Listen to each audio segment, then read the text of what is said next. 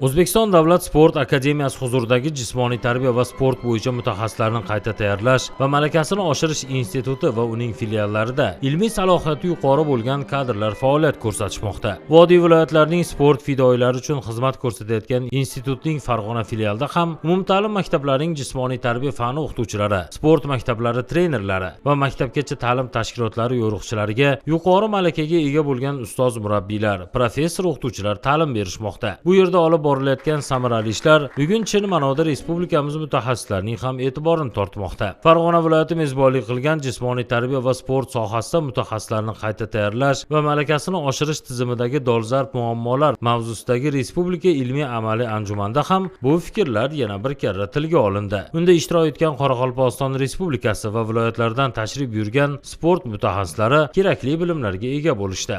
Anjumanda olimlar o'zlarining ilmiy tadqiqot ishlarining mavzulari bilan ishtirok etishyapti.